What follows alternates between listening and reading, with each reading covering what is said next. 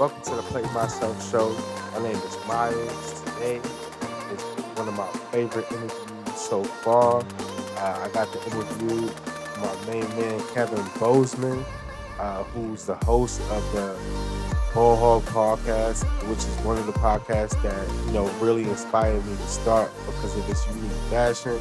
For all those who've never heard the Ball Hog Podcast, it's a podcast where Kevin talks sports, recipes, life advice, everything.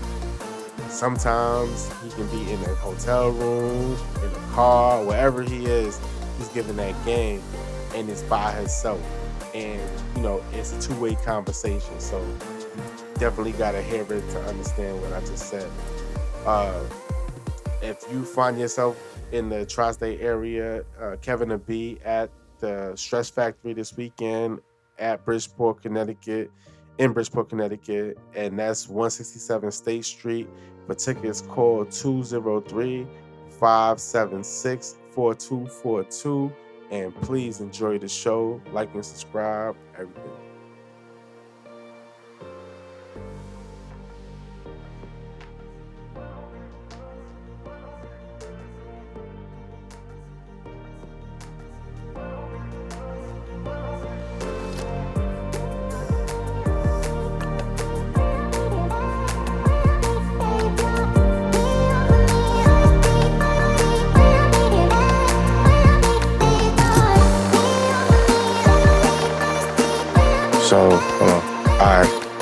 What's good, KB? Nothing, man. Chilling. What's happening? What's cracking? Good, man. Hey, I just wanted to tell you, man, like, you very influential in my life, man. And it's a word? It's a pleasure, man. Like, and I've been seeing this crazy thing lately, being that, like, the comedians that I like, it don't be the comedians that people know as far as how they know them and like the mainstream dudes. So I interviewed Andy Steinberg the other day, and I said, I was like, Kevin Bozeman, my favorite comedian. And he was like, I know Kevin Bozeman. And I was like, that's crazy. Because he knew you. Right. Yeah, I'm underground. Right. But that underground thing is, and just like him, I know you from your podcast. Right. So you inspired me to want to do a podcast. How'd you even find my podcast? So it was, I want to say it was your cover, or it was maybe something with Hannibal, because I'm not even a real big fan of Hannibal like that. But it was the fact that you was talking to yourself, and it was like, I was like, that's unique. Like, that's creative right there. And then it was like, when I was trying to put my friends on, because I gamble too. So I was like, I was trying to put it was one time, I want to say it was, this is how it happened. So in 2017, I went to life coach school, right? Yeah.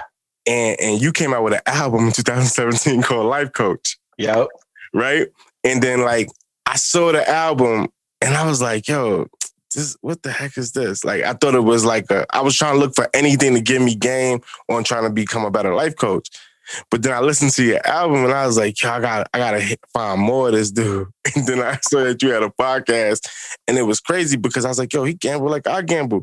And everything was hitting. And I was like, this is crazy. And then you start talking to yourself, and I was like, wow, I'm gonna call my podcast Play Myself. And I'm a rock with this dude because a lot of stuff you were saying was practical, and a lot of your comedy is timeless. Because I think it's a ceiling in comedy and a floor, to where you talking about your real life, but at the same time, everybody's always going to go through that. So it's not really jokes. It's funny the way you say it because your cadence and how you do it, but it's different because everybody still feels it. I appreciate it, man. For real. Word. I got a small cult following, but people that like me get down with me. So I dig that. Oh, for sure. Hey, I dig that. That just listen to you just for the bets. When I put them on, I'm like, so they be like, what the ball? Yeah, sometimes I be on fire. Sometimes I need to be extinguished. But I'm never really horrible on my podcast. But there's so much more betting that I do besides the bets that I give. Mm-hmm. That's how it all is. Yeah, I mean, like I gave my boys, I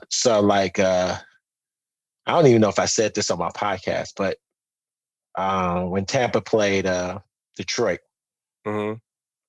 like the lock of the year was Mike Evans over 63 yards. He needed 228 yards.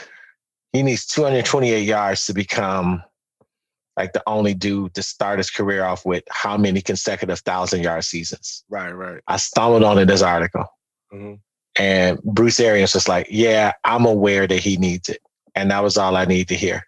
So like day of, I texted 2 groups of gambling channels that I'm on, just friends of mine. I was just like, yo, Mike Evans over 63 and a half receiving yards, over 4.5 receptions. Book that shit. Don't even sweat it and load up on it because you're about to win. Wow. And he had 70 yards at the end of the first quarter. Right? He ended up with 10 receptions, 177 yards, and 2 touchdowns. I was like, that was just like a no-brainer for me. And then I started just heating up. Like yesterday, I gave him 11 winners before I lost.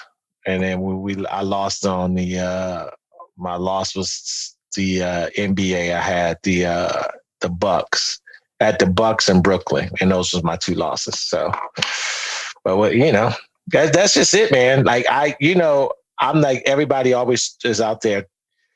You watch ESPN and stuff, and everybody's always like, "This is the way it's gonna be. This is the way it's gonna be." Mm. I'm telling you, this is the way it's gonna be, but I'm putting money up. Like they ain't right. They just saying it. They ain't, and then they be like, yeah, and then they'll go back and be like, well, this is what really happened. I'm like, no, I lost money if I'm wrong. So I ain't gonna hold you. You remind me of as far as like your gambling takes, you remind me of like, I don't know if you ever heard of EOG. So EOG, they was like, they had a podcast like in 2014, 2015. It was like these old Vegas dudes, and they would just talk about the bets. He'd be like, yo, this kid from Hawaii put his middle finger on to the coach, and they would like have all the extra information that'll make me feel comfortable. Right. And like, that's kind of what you do.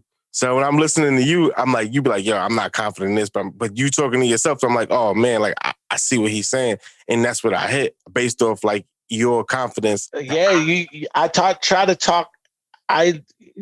With everything in life, I've learned, this is what I've learned. These last few years have taught me is that everyone has logic, but a lot of it is flawed logic. So I very seldom say bet this and that's it. I like to give you my logic behind it. So you can listen to my logic and you can say, that makes sense, I'm going to bet it. Or you can say, that don't make sense to me and not bet or even fade me. I don't give a shit. But like, I still like to give my thought process with all of that. Right? Where'd that come from? As far as like when you started gambling, I know it wasn't like that when you started gambling because I know man, where it came from is just probably just a natural buildup because I've always been an opinionated person, but I hate when people tell me something and their answer is just because. Same, yeah. Yeah, why is this? Because, man, that's right. So many people speak with emotions, right? So many people speak with emotions and then they let their logic drive whatever their emotions want to say. I'm trying to be the opposite. I try to be emotional about my logic. Once I logically think things through, then I get an emotional attachment because I'm emotional about it. Like as opposed to somebody else, they feel one way about something, and then they just start rambling about how they feel without actually basing any real logic on it. It's just their emotional attachment to it. So I try to go the opposite. Right. Nah, that makes a lot of sense, man, because that's one of my things too. But when I was like kind of like looking at your bio, and it was like you wanted to do comedy like after college. Like, did you think you was gonna go to the league, or you just like? No, I didn't have the work ethic to go to the league. Or the athleticism. I mean, I'm a decent athlete, but I didn't have the athleticism. I didn't have the work ethic. I just like to compete. So I hooped against dudes in the NBA, plenty of cats in the NBA. I still want to compete, but I wasn't getting up at 6 a.m. and working out for 3 hours and coming back and taking a nap and then going to lift for an hour or two and then shooting again. That wasn't me. I was just like, if we hooping, I'll hoop all day. Let's hoop. Let's hoop. But then when it's over, it's over. Like I ain't staying afterwards. I'll show up at 10 a.m. We hoop till 5, then that's how it's gonna be. But at 5, when everybody leave, I'm with that group that's leaving. I ain't the dude that's staying till 6. Right. That's what it is. That's what it's got to be 1% of 1%. I could dig it, but I see that like dudes like you are the greatest coaches, I think, because like, and like one thing I had like that I kind of like, I wish you had like a Facebook group or a Twitter group, because I would have went in with you all day on this, is when you was like, because LeVar I know what you're about to talk about. Yo, LeVar Ball is one of my heroes too. And like the way he rolled, and I know you kind of against it sometimes, but it's like, I feel like that's you. Like when I see it, I'm like, yo, like facts. So what you were saying, like, yeah, you know what? I had it, my Ball Hog page on Facebook, and then I'd stop doing it because I just got mad at Facebook because they wasn't letting me advertise for a while. Like my podcast has started to do well, Mm-hmm. and then for some reason they stopped me from advertising. So I was just like, why the fuck I got all these Facebook pages for this? Why I had like 4 Facebook pages. So I just stopped posting. I still got them. I just stopped posting on them. But when it comes to LeVar Ball, I don't like that dude got 2 lottery picks and another kid that got a tryout for the NBA team. All the respect in the world to that dude. And if my kids went to the league, you better believe I'm posting and I'm tweeting about it. Of course. My son visited an Ivy League school and I shared that shit like he got accepted. That's what I'm saying. I say, wait, right. But that's the difference between a proud father but what I wouldn't want to do is put all that type of pressure and unnecessary stress on my kids because I'm trying to get my shine on through them. You think? And the only reason I say that is Justin Holiday, Drew Holiday, and Aaron Holiday are all in the league. They all brothers. Who they daddy? Who they mama? Tell me. It don't matter. It's a different type of thing, though, I think. Honestly. Well, why? Why? Because I can't say that those dudes aren't as good, but I feel like he made them like that. Like they know daddy is like, and that's the same way I feel about you. Like you're like I never seen your kids play, but a big part of the reason why they are like, if they get to where they gonna go, it's because of you. Because like I believe that every kid's father is their hero, right? Facts until they prove otherwise. But especially when their father is outspoken, they might act like they don't take it serious, but they take everything serious. Yeah, but you don't hear me put my kids out like that. What he's done for them in their home life is great. You know, I will argue the ball's gonna be hard pressed to be better than Drew Holiday. Oh, I think Drew Holiday, like if Lonzo or LaMelo turns out to be a Drew Holiday, then kudos to them because Drew can flat out hoop. But I just didn't think that he needed to be all out there and also using what he did with his kids as a way for him to go out and make some money for himself, which I also thought he did. And it's just like, hey, that ain't my favorite. But I won't knock him as a father. I think he's done a bang up job. Right. And his outspokenness ain't outspokenness. Like, outspoken as Muhammad Ali, right? Uh, LeVar Ball is just talking unnecessary shit, right? Like, you with the Lakers when New Orleans traded the Lakers like to Lonzo from so when the Lakers traded Lonzo to New Orleans, he was like, they ain't winning a championship without my son. But that just ain't true, is it, LeVar? But, that just ain't true now, is it? but at the end of the day, he got to ride for team home. I feel like that's what all dads would do. Right, but what I'm saying is you ain't Yeah. you ain't got to say that. It's just like when Randy Moss should absolutely positively think he is the greatest of all time. Randy Moss should think that. Sure. But you ain't got to be on national saying I'm the best of all time. I'm better than Jerry Rice. You could just say, look, there's a lot of great receivers out there, and I'm comfortable with where I'm at. Wherever y'all want to put me, I'm comfortable with. But I took a backseat to no one. You could say all the things that you want to say without saying I'm better than this person, and then proceed to put another person down. Because I agree with some of the things Randy Moss said about Jerry Rice. Jerry Rice had phenomenal quarterbacks, and when he had just a good quarterback, his numbers fell off, and that's why he left San Fran, because it's like, we keeping T.O. and not you. Mm. And then he went to Oakland, and Rich Gannon was playing at a Hall of Fame level. Then he went back to killing it again. But when he had just a regular old quarterback, he was just a regular dude. So he had Joe Montana, top 5 quarterback of all time, Steve Young, top 12 quarterback of all time, and then Rich Gannon, who was playing at a Hall of Fame level place for most of his career.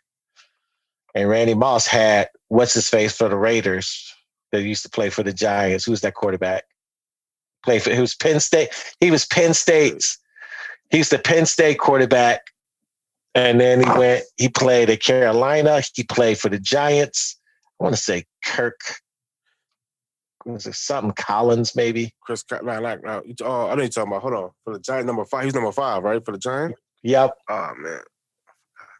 Yep. And then he was with the Raiders, and then they was trashed. So, yeah. But that's what I want to ask you, too. Like, do you read a lot of sports takes? Or, like, do you, like, because I feel like with comedy, right? I'll listen to a lot of you guys. I watch a lot of you guys. But I'm like, where's the roots to it? So I look at it like some people, like, they buy the paper in the morning, they read the whole paper. But, like, when I hear you every week, I'm like, dude, how many articles does this dude read in a week to come up with his own take? And you watch all that shit. And then you just know all the... I'm a psychopath. But it's like, do you, like, you in the barbershop? Listen, man, I already have so many strong takes. The more I do my podcast, the more therapeutic it is for me, and the more I just get into a zone of my way of thinking. It's almost like my philosophy, whatever that is, which don't ask me to define it because I can't. But whatever my philosophy is just so I don't have to, I could see something happen and I don't have to hear the take to have my own take. The only reason I would listen is to make sure my take is not the same as someone else's. Because if it is, then I can be like, somebody else said this and I agree with them. But other than that, I like Greeny with Mike Greenberg. I think now that he's doing his own sports radio, I like his show. First Take is a bit much because, man, I don't blame him. Just 2 hours a day, 5 days a week, that's 10 hours of talking. So you got to conjure up some shit. That's why I like 1 hour, 45 minutes once a week. Mm-hmm. It's plenty for me to get what I got to get off my chest. So you got to conjure stuff up. But I don't I take whatever the trending topics are, and then if it moves me, I'll have a take on it. But yeah, Oh, because I'm like, dang, like, because your takes be original. I be like, you know what I mean? Like, because I when I was heavy into like betting, I think college football is my favorite, and then I would pick a conference and NCAA basketball, and I would just go in on that conference. But then like you would be over here, you be on the East Coast, you be on the West Coast. I'm like, yo, how's he? What is he doing? Like, is he on a? I thought that you just had like a bunch of magazine subscriptions. I was like, yo, just the internet, yeah. Holmes. Just the internet and a Google search. Oh man, because I was like, yo, it was crazy. Because I was like, what is he like? How is he all over the place like this? And he has a career. Because I was working and I was like, oh man, I'm trying to listen to all these podcasts and try to get all these takes, and it just wasn't working. But then, like, I know you stay in like one place I don't follow you in most of the time is like that Wisconsin area. I only follow you on like your Illinois bets because I see that like sometimes you kind of romantic about Green Bay, and I'm like, oh man, he betting with his heart right there. No, I hate Green Bay though. I know. I'm a Bears fan. No, you're a Bears fan, but a lot of times when you like that, like when you did like Green Bay against Tampa Bay, they were supposed to win that game. They were supposed to. Man, dude, the NFL is so goofy. When they was up 10-0, I was like, that's a wrap. That's a wrap. And then Aaron Rodgers goes interception. And Tampa had just lost to the Bears. So I watched them. I watched the Bears smack Tampa in the mouth. And this was before Green Bay had shown that a team can literally run the ball down their fucking throat. Because I thought they corrected that problem. Because that's what San Francisco did to them in the NFC Championship game. I was on a cruise ship. I was doing the Soul Train cruise when that game was on. And I was like, I'm loving San Francisco just running it down their throat. But I thought they corrected that problem. And I didn't think Tampa with Ronald Jones was going to run it down their throat. I was just like, that was crazy. It was nah. But then they smacked them. And I was just like, there it is. That's gambling right there. One thing that helped me build this podcast room is that Buffalo college team we gave last year. Man, I think it helped me and all my friends have a good year. So I told you, dude. I gave Buffalo. It was 2 years ago, Buffalo, and then I gave Oregon last year. I was like, and then this year was BYU. Right, yeah.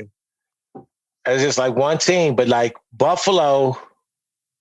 So the coach coached at my college, UW Whitewater, right. And he was racking up championships. Then he went to Buffalo, and I saw them just.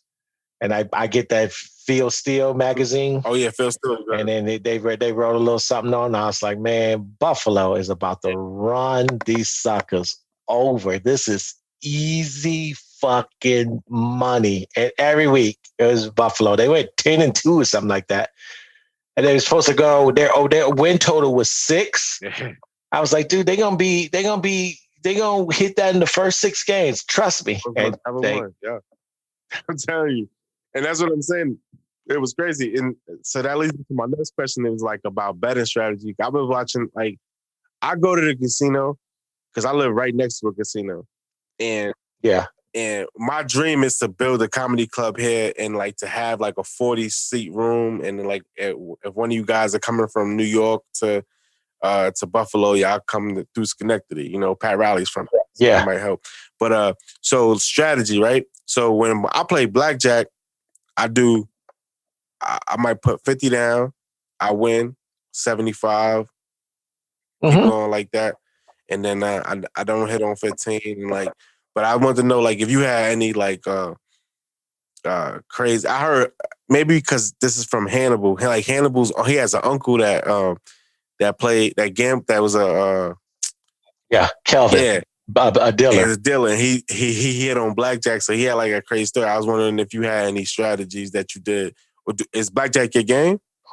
No, I mean I love blackjack. I'll play blackjack. I got plenty of blackjack hours under me where I play blackjack. I'm more of a high risk, high reward gambler now when I play those card games. I play Mississippi Stud. I play I play 4-card poker. I play Ultimate Texas Hold'em. Those games where you're gonna take some L's, but if you get a couple of big hands, you get a couple of big hands, you can get paid. So I do those games, but I will sit at a blackjack table with no problem. Blackjack will always have a special place for me, but I go for those high risk, high reward games. I play those. I don't even know. Like I know how to play poker, but I just play that at the house when the fellas come over. But yeah, this is different. I wouldn't encourage anyone to play it, but if they sat down with me and played it, I would tell them that they need to play all the high risk shit because otherwise, it ain't worth playing. Yeah, for me, that's like my most high risk game I play is roulette. Yeah. So when it comes to blackjack, I'm pretty much by the book. Like you say, you don't hit 15s. I do. If the dealer's got a 10 showing, I hit. Oh. I hit 15. I hit whenever I'm supposed to hit. Very seldom, unless I'm playing with idiots or I'm in third base or something like that. But if I'm in the middle, I generally won't pass because I don't want that. I don't want to pass and just mess the table up. Like I'm very considerate of the people that surround me gambling. That's why I always try to get a table by myself. What? That's go at weird hours. It's so funny because like everybody had their own rules, right? And a lot of say, yo, go to a crowded table. But it's like me not hitting on 15, like that's something that was like embedded in me. Like, yo, you don't like, you know, it's, unless they showing, I don't know. It wasn't 10 though. No, you got to show. If they show a 7 or better, I'm hitting it up to I'm hitting through 16. Like if I get to 16, then I'm hitting. If I got a 6 against a dealer 7, more than likely I'm hitting, unless there's been some extreme circumstances where a table is shown, don't hit that 16 because he break it. Okay. Then I'll run whatever that table is running. But most of the time I'm. So you that dude that get mad at the next dude for not being considerate. Oh, I go in on people. Yeah. and you would commit. I go in.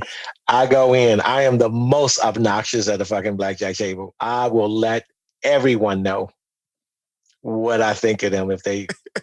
Oh, good Lord. Yeah, that's another reason why I don't like to play blackjack anymore because I love the game, but people fuck up for everybody. And doing stuff, splitting 10s, but then don't hit a 12 against the dealers. Hit a 12 against the dealer's 15, but then don't hit a 12 against the dealer's 10. It's just like, man, what are you even doing? At least ask for some advice, but don't sit there and act like you know what you're doing. Yeah, ask for. I'll murder those people. If you ever see me in prison, it's because I murdered a blackjack player. Yeah, that's good. So, like, as far as like comedy goes, right? Like to me, like your best joke to me that I heard, it was the thoughts joke, right? Which we talk about your son being 13, like the age, like how you put that together. I thought that was brilliant, right?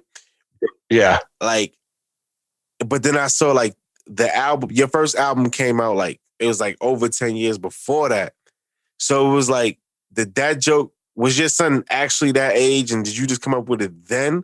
Or was it? He was actually that age. So that was like you came up with it that year, that joke that year? Oh, it wrote itself. He had that conversation happened. So it was like your truth, right? It was like your truth. I tell comics this all the time. For me, this works for me. This is not true for everyone because there's some comics that I think are fantastic, but they just know what they're doing. They know how to stay in their wheelhouse. I tell people this all the time as a stand-up comic. If you out there speaking the truth, hold on to your truth as long as possible. What I mean by that is some comics will, for example, they might say they're married. I've been married for 12 years, y'all. And that might be the truth. And then they go into a whole bunch of shit that's not true. Mm-hmm. I say, if you're going to say 12 years, give me something else. Give me something else. Hold on to the truth for your setup as long as possible because that makes the punchline better. Because the more truthful the setup is, the more you're taking people along. But if you just say, I'm married for 12 years and then bounce completely from the topic, you can't take them for that ride. So I try to hold on to my truth as long as possible. For example, the joke about my son taking showers and jerking off. And I never say like masturbating or jerking off. Like I just use wordplay. But the conversation, like my kids are at the age where they take showers. Truth, very long showers. Truth. One time I caught my son taking a shower in the dark. Truth. I let him know, I know what you're up to. Truth. No, Dad, I'm just in here thinking. Truth. And then I do the punchline. So I gave you all of those truths, which makes it easier for me to go into my punchline. But if I was just like, I have a shower and my kid's taking a shower and then there's a dog or cat and all this other superlatives, then all of a sudden you're not holding on to that truth long enough, if that makes sense. But for you to have that process so well thought, is it because like you're a teacher, you're a professor at comedy too? So is it? Well, I mean, that's strong words, but technically my title is that. Yeah, I teach a stand-up class at DePaul. No, the reason I said that is because, so let me see how to put this. So when it comes to any job, right? Like some people. I'm drinking, by the way, interrupted. I'm drinking tequila, by the way. That's my drink of choice. You got tequila today. No, I'm a whiskey guy, but I got some. I'm a whiskey guy too, but I've been drinking whiskey heavily the last 4 nights, but I was just like, I need tequila tonight. It's so good. It's a great change of pace for whiskey bourbon. Tequila is a fantastic change of pace. All right, but go ahead. So when you teach something, right? When I feel like there's certain people that are just natural. Like that Deontay Wilder is a natural athlete, right? Yeah. He can be like, if he was taught to do something, it probably wouldn't be boxing. But if he had the right coach.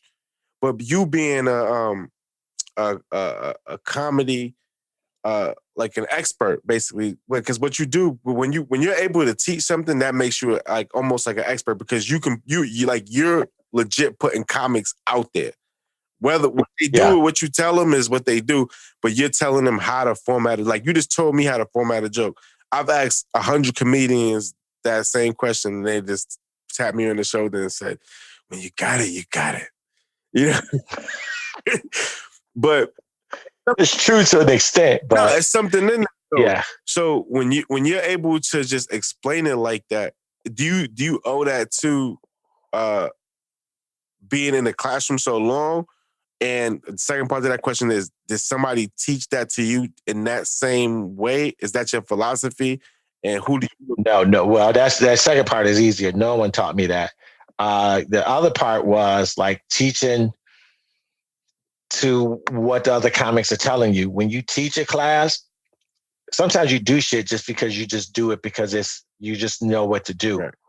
But when you teach a class, you got to be able to answer why you're doing what you do. So you got to step back and go, why am I doing it this way? As opposed to just doing it this way because you know it works for you. So I had to answer questions because the students want to answer. Why? It's like when you have a kid, but why? Right. Why? And you just can't say, because I said so. You got to be able to explain, hey, you were paying all this money for a class at DePaul. You're trying to learn how to write a joke. I am telling you why this is a way of doing it. Do you think that makes you better as a comic, though? Oh, yeah, without question. Oh, that's interesting. Good Lord, yes. I become way better since I started teaching. I was going to become better anyway, just because I was doing it. As long as you do it, you just get better, especially if you're still working at your craft. But it definitely made me a much better comic because it makes me it makes me stay away from things I need to stay away from. Mm-hmm. And it makes me answer questions and go, why would I want to do that?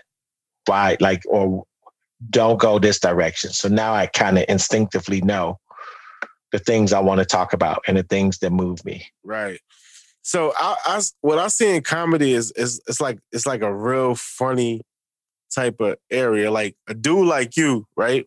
No disrespect or anything, but like you move where you want to move.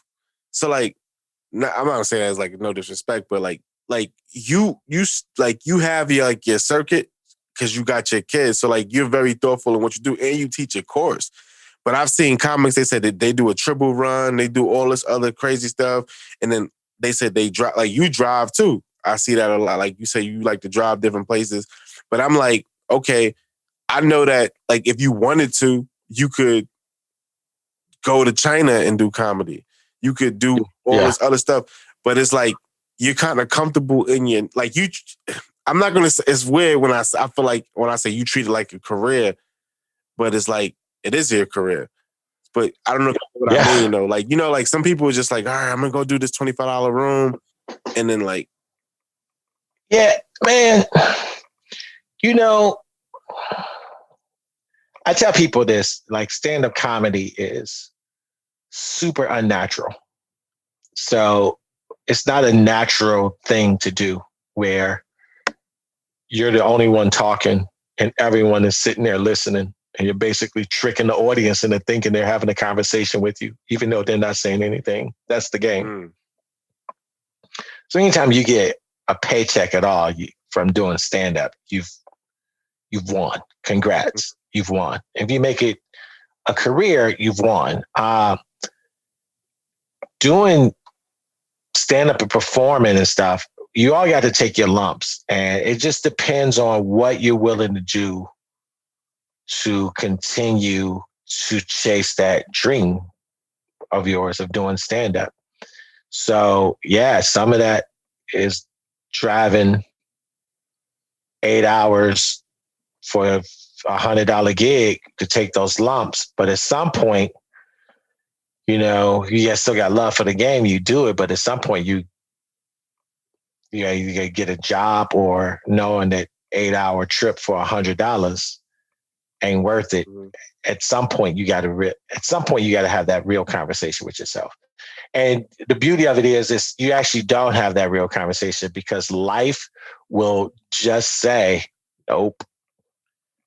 Life is just going to say, you can't do this. You have bills to pay. You have a car to pay. You have this and that. You can try to do it for a while to get started, but eventually you got to graduate out of those rooms. If you're still in those rooms 5 or 10 years from now, and you're trying to do stand-up and it's your only source of income, then you got problems. So like, when was your brink of the midnight moment where you was like, because like when I read your bio, it was like, all right, I realized I didn't want to work, but that was like one of your jokes. So it was like, when did you realize? When did you really realize that like, yo, I was going to do this? This is how I was going to feed my family? Because I know like you. When I started doing it, like a couple of years in, and then people started calling me up, and I started getting work without me being hustling and calling people up. Clubs and stuff, agents and stuff was calling me up, and then I was like, man, that's a wrap. So it's a wrap. I'm doing though? it. Oh gosh, dude, I used to work in group homes. It was just a bullshit job. That's what I tell people, like stand-up family. There was nothing out there really for me that I wanted to do. I couldn't go into sales. I tried to. I couldn't be a 9 to 5 sitting in the sales. I couldn't do it. I mean, I could if I had to. Now there's a lot of shit I can do but it was all just me. This is what I was supposed to be doing. Right. So I tell people this all the time. I am horrible at shit that I don't want to do or I don't think is good. So I had auditioned for a show that was written for Mark Schlereth. You know Mark Schlereth, offensive lineman. He used to be on ESPN. I think he's on Fox now. He calls games. He's won Super Bowls with like San Francisco and Denver back in the John Elway's dude or whatever. And they wrote a show for him, and I auditioned for it. And the script I thought was just poor. And so I read for it, and my performance was poor because it was just like, this shit ain't funny, but I'm doing it. And it's just like, it's hard for me to get motivated for stuff that I don't care for. And I know that that's a weakness of mine. I shouldn't be that way, but it's just a To shit. me, you a personable person. It's so funny. So, like, besides a Midwest comedian, like, who's a comedian that you think that you would love to work with that's from like either the East Coast or the West Coast? Because like I see a lot of dudes that's like in your space, but I don't want to like say it with because I don't know like yeah, because like comics got beef. Like it's weird. I don't think I have any beef with Cause anybody. yeah, because Andy Steinberg, he loved you. He's like, yo, I know Kevin Bozeman, and I was like, I don't even know if you know him, but he opens for Yeah. Aries Spears, and I Yeah. know Aries. He puts his foot in his mouth all the time, but I love Aries. I wrote him a letter, man. I told him, I said, yo, bro, like you started when you was 14. Yeah. I remember watching him on Def Comedy Right. Jam. So, and he's one of my favorite comedians too.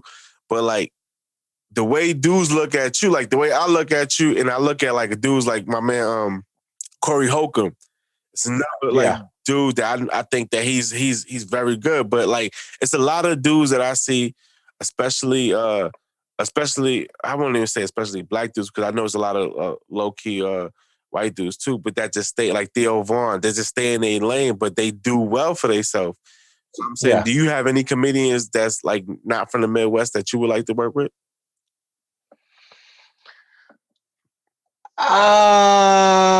Not really. Like there's a ton of funny people out there, and I cross paths with them. I show them love, but I'm never like, I want to work with this guy or that guy. I would think if anybody, it would probably be if Eddie Murphy came back. Mm-hmm. Like he says, he's coming back. I would open up for Eddie Murphy. I would want to open up for Chris Rock. 'Cause I never opened up for Chris Rock. But other than that, like I would want to open up for him, but like it's not like I'd be pining for it either. You know what I'm saying? Who do you think that you could galvanize a tour for? Like, because that's the word you use that I use all the time. Like for Jimmy Butler, you get like how he galvanizes a team. Yeah. Who do you think that you would galvanize a tour for? Like if whether it be you was the headliner or you was the 2 or you was the 3, but like without you, I don't know if this is the right type of question to ask, but like without you, like it wouldn't be as good. But like you would feel like you would be on the perfect tour. So like you're like you was the 5 on the 4 comics going ahead of you, but you would galvanizing it. Oh, it's for stand up. My rule is simple. I need you to be funny, and I need to want to get along with you. So I would take like my 4 homies with me. So it'd be Hannibal, Daryl Lennox, Pat McGann, and Chad Daniels. So if I had those 4 with me, I'd do any tour and go up against any comics because we're going to all get along. We're going to all enjoy each other. And I know they're going to fucking kill it. So that was it. Like the one thing I don't want to do is I don't want to galvanize a comedy crew. Like that's yeah. Because to me, galvanizing a comedy crew is maybe finding a dude that's struggling with depression and shit, and I got to galvanize him to show that there's value in his life and to get up on stage and go up and kill it. Right. Or someone that's got a drinking and a drug problem. I got to galvanize them to stay sober so we can get through this trip. Or somebody that's going through a bad marriage and don't want to do stand up, which falls back in the depression thing. So I don't want any galvanizing in stand up. I want it to be I want it to be where I'm the one that people will worry about. Which then, because I don't worry about myself. I know I'm good. Like I'm gonna do my show. I'm gonna do a job. So if I was the wild card, then that's the kind of team that I want. That's deep. I don't want anybody. I don't want any. I mean, we're talking our money, our careers. Like we can't. Like I don't want to have to motivate people like that. So I'm just gonna go with my crew. Right. So if it out of how many classes of the pole did you teach so far? Oh gosh, I've been teaching since 2012. It's one a semester, but they do trimesters, so it's 3 a year. So, do you see anybody? I'm not. I mean, this is an on the spot question, but whatever. But like, do you see anybody that student wise that you know is gonna kill the game? Yeah, yeah. I had Jabuki from Comedy Central Daily Show took my class. Okay. And when I saw him, I was like, he's going to be a star. Oh, wow. I saw him and knew he was going to be a star. It's just a matter of when he was going to become a star. And so he took my class, but like, I just gave him a platform. But as far as actually teaching him stand up, he had the goods. He had the goods already. So, and yeah, he's a correspondent on the Daily Show, and he's been on late night a few times. Did you have a mentor in stand up? No. Nah, you just went out there. Nah, man, I'm a soloist. I could tell the Ball Hog. I'm a soloist, dude. I got my friends in stand up. I got people that I look up to. I got people that when I see them perform, it motivates me to step my game up.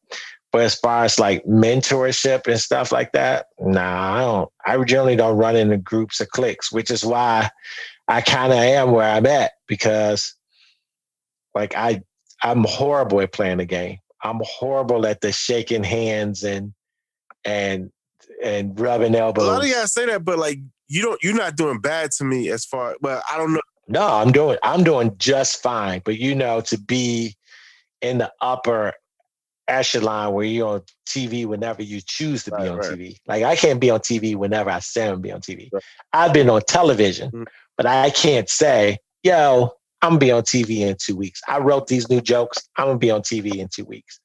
And from that point, like I didn't rub enough elbows and shake enough hands and go out there. And then part of it was because, for one, it's not in my personality. But secondly, having kids and stuff, I just didn't want to. But do you have a process though? Like, do you have like okay, I write this joke, this makes it to the special, or like I write these sets, I got an hour. Like, do you have one of those?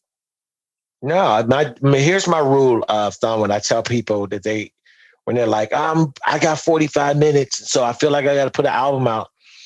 You only put an album out if you love your material. You have to love all of your jokes.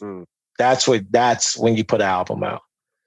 You can't put out 45 minutes if you're saying this joke and this joke is struggling and it's not a good joke. Like, why would you want that to be forever? Right. I get it. So you try different stuff out every single time you go up? No. Oh. No, ways out. No. So like if I write a joke, that's why I like been driving late, because I haven't been performing a whole lot, obviously. Mm-hmm.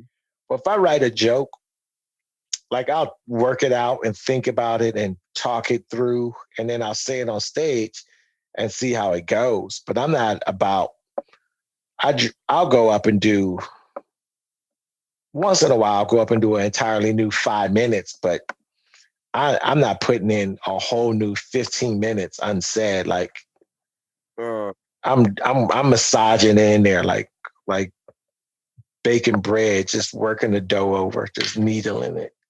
Okay.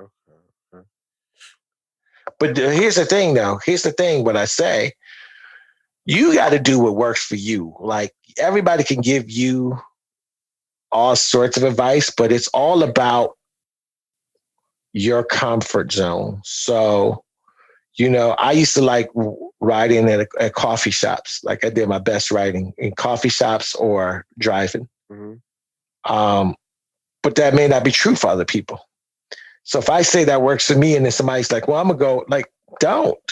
You got to, wherever it is that you at your most creative, that's the place you need to be. Mm. It could be in your room, it could be in your house, it could be on the subway, traveling, it could be whatever it is. But whatever it is that puts you in your most creative, that's where you need to be. Mm. And don't give a shit about what anyone else says. That's heavy. So KB, I'm gonna let you go in a few minutes because I know you gotta go. You're a busy man. But if I ask you what's your top 5 comedy clubs across America, could you tell me, Yes. please? Yeah. Number one is the Comedy Club on State in Madison, and that's not even close. Oh, that's what's man, you're going Homer again. Nope. Nope.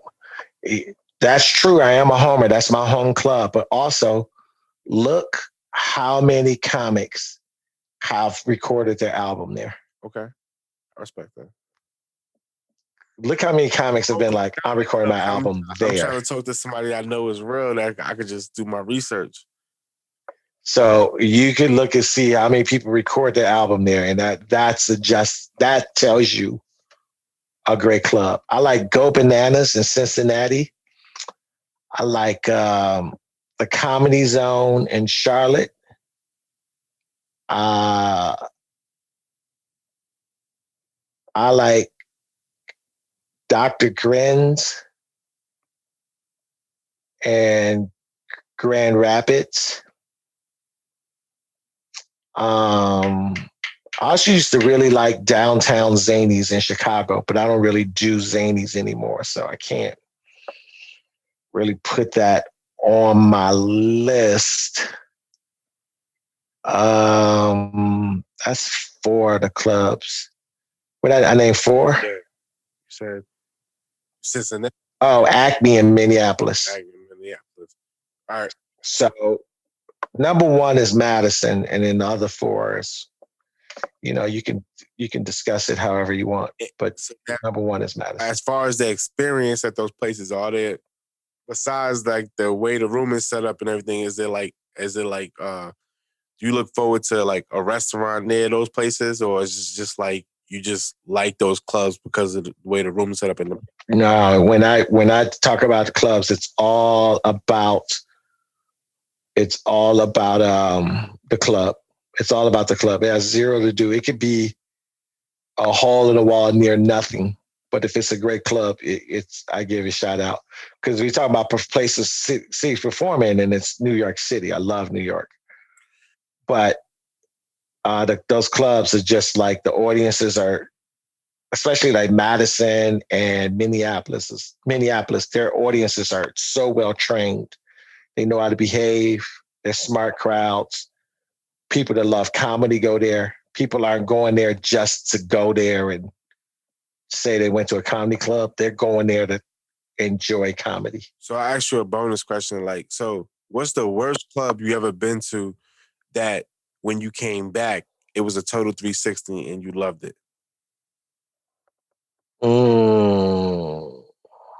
I mean, that one, you should have forwarded me that question 3 days ago. I didn't ask none of my questions.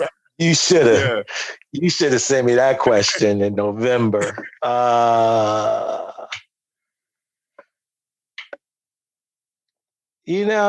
Nothing really. Like, most of the time, it's a shit manager, and then someone leaves and someone takes over, and it's just an adjustment like that. Right. So I don't know. There's probably a few of them out there, but nothing that strikes me. Because it can be, because here's how I look at it. It couldn't have been that bad if I went back. True. I respect it. Right? I mean, if it was that bad. But yeah, there's been some clubs where managers have been poor, and then they dropped them and they got different managers, and it's just like, so I've seen clubs that do well get poor managers, and that come back and the club isn't as well, and vice versa. So I've been to clubs, I was like, oh, this club is dope. And then they get a new manager, I'm like, this club ain't dope. And then I've been to clubs like, this club's they ain't good. Then I come back, they got a new manager. I'm like, oh, this club is good. So, right. Now, have you ever done any roasts? No. I've done one roast, but I didn't even think it was. It wasn't supposed to be a roast, but I turned it into a roast. A guy in Chicago was moving, and they were all up doing their favorite bits of his. And I was like, no, I'm about to roast the shit out of this dude. He's a friend, so I roast him out. It was out of love. But other than that, I'm really not like, that's just not I never got into it to think to myself, man, I'm going to do stand up and I want to make fun of other people to make, like, that's never been my style of stand up. I'll do it because you just got drunken idiots in the stage and just like, you gotta be prepared.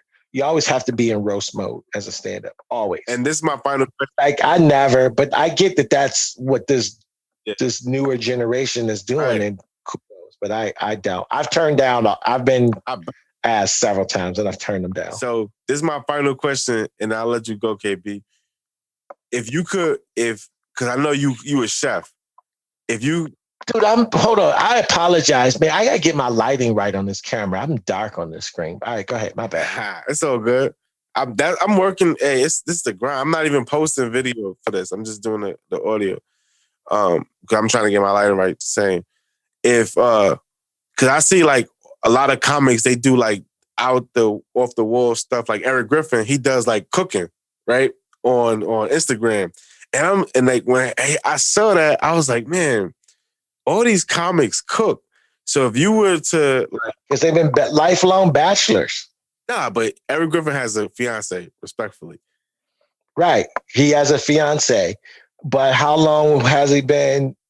Eric Griffin ain't a young dude. I know it. But KB, but I'm saying you could cook. I think you could, or unless you just talking shit. Yeah, I cook.